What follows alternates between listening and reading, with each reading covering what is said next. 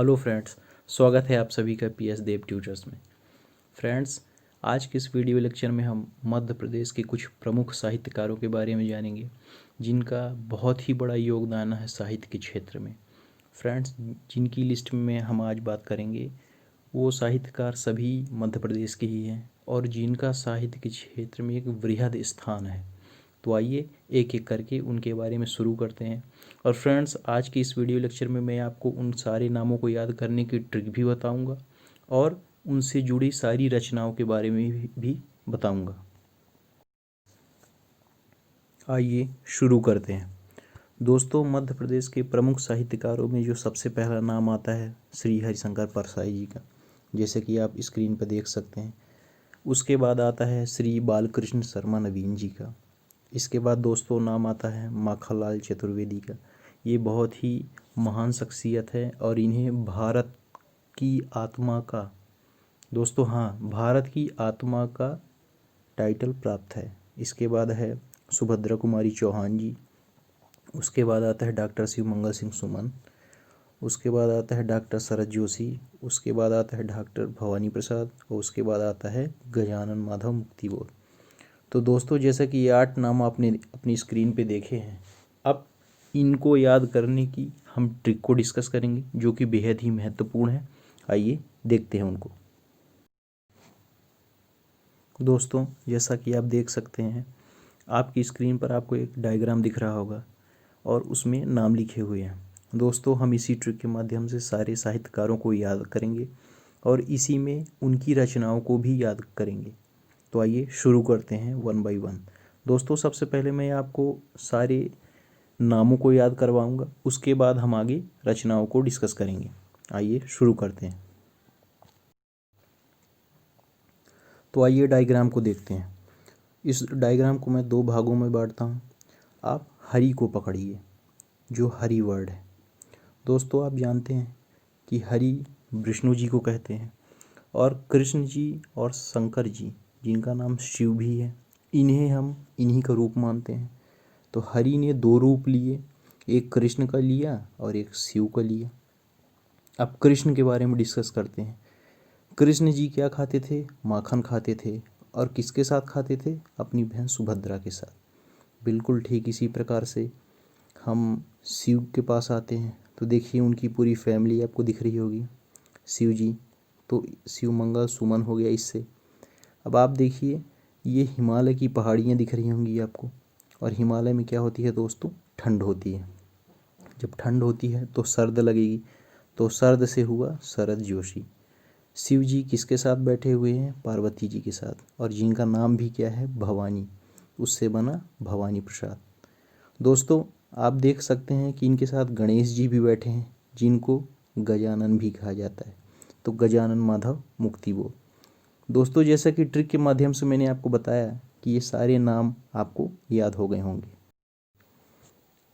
आइए हम रचनाएं देखते हैं। हम वहीं से शुरू करेंगे जहां से हमने अपनी ट्रिक की शुरुआत की थी। तो सबसे पहले हमने हरिशंकर परसाई जी को लिया था और हम ये देख रहे हैं कि ये शेष नाग के फनों के नीचे लेटे हुए हैं। तो यहीं से एक पहला जो साहित्य की रचना निकल रही है वो है रानी नागफनी की कहानी। तो इनकी पहली रचना है रानी नागफनी की कहानी। आप देख रहे हैं ये समुद्र तट के में बैठे हुए हैं। तो दूसरी कहानी हो गई तट की खोज, और जो तीसरी सबसे महत्वपूर्ण रचना है वो है भूत के पांव पीछे। इसके बाद हम देखते हैं बालकृष्ण शर्मा नवीन जी की रचनाएं, जिसमें से सबसे महत्वपूर्ण रचना है कुमकुम, दूसरी रचना है रश्मि रेखा, तीसरी रचना है विनोबा और चौथी जो सबसे महत्वपूर्ण रचना है वो है उर्मिला। आइए इसके बाद हम देखते हैं माखनलाल चतुर्वेदी। जी हाँ, माखनलाल चतुर्वेदी। दोस्तों, हम अगली रचना की बात करते हैं माखनलाल चतुर्वेदी जी की। दोस्तों, मैं माखनलाल चतुर्वेदी के बारे में कुछ आपको बताना चाहूँगा। इनका जन्म खंडवा ज़िले में हुआ था और दोस्तों इन्हें भारत की आत्मा का टाइटल भी प्राप्त है। इन्हें भारत की आत्मा का खिताब भी प्राप्त है। इसके बाद हम इनकी कुछ रचनाएं देख लेते हैं जो कि बहुत ही महत्वपूर्ण है। इनमें से इनकी पहली रचना है हिम तरंगिनी, इनकी दूसरी रचना है हिमकरेटनी, तीसरी रचना है युग चरण और जो दोस्तों बहुत ही महत्वपूर्ण चौथी रचना है वो है अमीर इरादे। पांचवी रचना है इनकी गरीब इरादे। तो दोस्तों माखनलाल चतुर्वेदी की ये कुछ रचनाएं हैं जो कि बेहद ही महत्वपूर्ण है। इसके बाद हम देखते हैं सुभद्रा कुमारी चौहान की। दोस्तों माखनलाल चतुर्वेदी के बारे में थोड़ा सा कुछ और बताऊंगा आपको। इनकी 2 पत्रिकाएं हैं, प्रभा पत्रिका जो कि इन्होंने प्रकाशित की थी, और कर्मवीर समाचार पत्र, ये भी इन्हीं के द्वारा संपादित किया गया था। इसके बाद हम देखते हैं सुभद्रा कुमारी चौहान के बारे में। दोस्तों सुभद्रा कुमारी चौहान की जो प्रमुख रचनाएं हैं जो कि बहुत ही फेमस हैं, उनमें से थी पहली रचना मुकुल, दूसरी रचना है त्रिधारा, तीसरी रचना है बिखरे मोती, और चौथी रचना है सीधे साधे चित्र सभा के खेल। तो दोस्तों जैसा कि एक सीक्वेंस में मैंने आपको बताया कि ये कुछ रचनाएं थीं। अब दोस्तों हम चलते हैं शिव जी की फैमिली की तरफ, यहीं से हम रचनाओं को याद करेंगे। सबसे पहले दोस्तों शिव मंगल सिंह सुमन के बारे में देखते हैं। जैसा कि आप देख सकते हैं ये हिमालय तट पे बैठे हुए हैं। तो इनकी जो पहली रचना है वो है विंध्य हिमालय। इनके लिए युग का कोई मोल नहीं, इसलिए ये इनकी दूसरी रचना है युग का मोल। दोस्तों इनकी तीसरी रचना है हिलोल, और इनकी चौथी रचना है वो है मिट्टी की बारात। तो दोस्तों जैसा कि आपने शिव मंगल सिंह सुमन की 4 रचनाओं को देखा और आपकी स्क्रीन पे भी दिख रहा होगा, उन रचनाओं को आप नोट कर सकते हैं। दोस्तों इसके बाद हम चलते हैं अगली रचना में शरद जोशी की, जो कि बहुत ही महत्वपूर्ण है। इनकी सबसे पहली रचना है अंधों का हाथी, अंधों का हाथी। उसके बाद दूसरी रचना है यथासंभव, तीसरी रचना है इनकी दूसरी सतह, और चौथी रचना है फिर किसी बहाने। तो दोस्तों जैसा कि हमने देखा ये शरद जोशी की कुछ रचनाएं हैं, आपको स्क्रीन पे दिख रही होंगी। उसके बाद दोस्तों हम बात करते हैं भवानी प्रसाद जी की रचनाएं।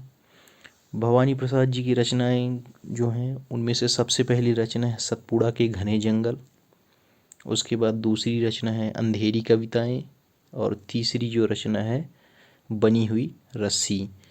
तो ये 3 महत्वपूर्ण रचनाएं हैं इनकी। आइए दोस्तों आखिर में हम देखते हैं गजानन माधव मुक्तिबोध का, इनकी क्या रचनाएं हैं। तो इनकी रचनाओं में से सबसे महत्वपूर्ण जो है वो है चाँद का मुँह टेढ़ा। दूसरी रचना है इनकी एक साहित्यिक की डायरी, और इनकी तीसरी रचना है नई कविता का आत्मसंघर्ष, और चौथी रचना है भारत इतिहास और संस्कृत। तो दोस्तों जैसा कि इस वीडियो लेक्चर में मैंने आपको सारी रचनाओं के बारे में बताया, दोस्तों आप इस वीडियो को शेयर कर सकते हैं, लाइक कर सकते हैं और सब्सक्राइब कर सकते हैं। अगर आपको कुछ पूछना है, कोई क्वेरीज़ है, तो आप कमेंट बॉक्स में लिख सकते हैं। Thank you so much.